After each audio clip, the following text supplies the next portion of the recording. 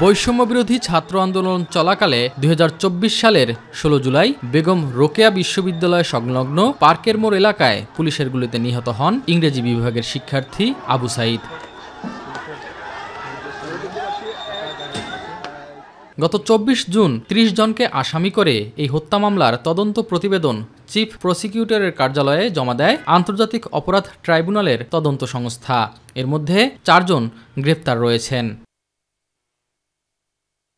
সোমবার আন্তর্জাতিক অপরাধ ট্রাইব্যুনাল ২-এ আনুষ্ঠানিক অভিযোগ দাখিল করে প্রসিকিউশন। অভিযোগ আমলে নিয়ে সাবেক উপাচার্য হাসিবুর রশিদ সহ পলাতক ২৬ আসামির বিরুদ্ধে গ্রেপ্তারি পরোয়ানা জারি করেন বিচারপতি নজরুল ইসলাম চৌধুরীর নেতৃত্বাধীন ৩ সদস্যের ট্রাইব্যুনাল বেঞ্চ।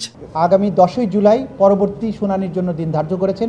ওই দিন যে ৪ জন আসামি গ্রেপ্তারকৃত আছে তাদেরকে গ্রেপ্তার দেখানো পূর্বক তাদেরকে উপস্থিত করানোর জন্য জেল অথরিটিকে নির্দেশ দিয়েছেন এবং বাকি যে ২৬ জন আসামি আছে তাদেরকে গ্রেপ্তার করে ওই তারিখে হাজির করার জন্য আইন শৃঙ্খলা রক্ষাকারী বাহিনীর প্রতি নির্দেশ দিয়েছেন।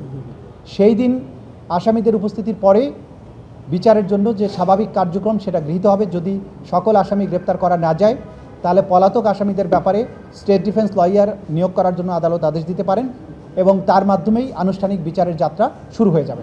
ন্যায় বিচারের মানদণ্ড রক্ষা করে দ্রুত সময়ের মধ্যে বিচার নিষ্পত্তি করার লক্ষ্যে কাজ করার কথা জানান চিফ প্রসিকিউটর।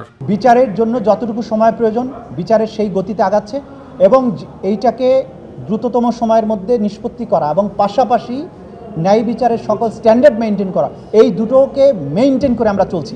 তাতে কয়দিন সময় লাগছে সেটা নিয়ে আমাদের ওয়ারিড হওয়ার কোনো কারণ নেই, কারণ বিচারকে ন্যায় বিচারের মাধ্যমে সমাপ্ত করতে হবে। সেজন্য আমি তাড়াহুড়া করে মোবাইল কোর্টের মতো মামলা বিচার শেষ করা এখানে সম্ভব নয়। যতটুকু সময়ের দরকার সেটা নেওয়া হচ্ছে এবং আদালত বাকিটা নির্ভর করবে আদালতের উপরে। এস এম আরিফ, মাই টিভি, ঢাকা।